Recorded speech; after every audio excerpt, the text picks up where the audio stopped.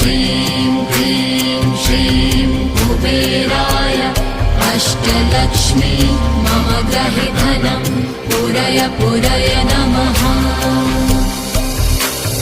ॐ ह्रीं श्रीं क्लीं श्रीं कुबेराय अष्टलक्ष्मी मम गृहे धनं पूरय पूरय नमः।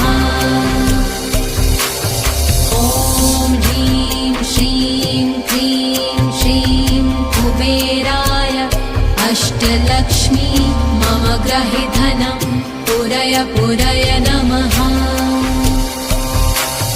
ॐ ह्रीं श्रीं क्लीं श्रीं कुबेराय अष्टलक्ष्मी मम गृहे धनं पूरय पूरय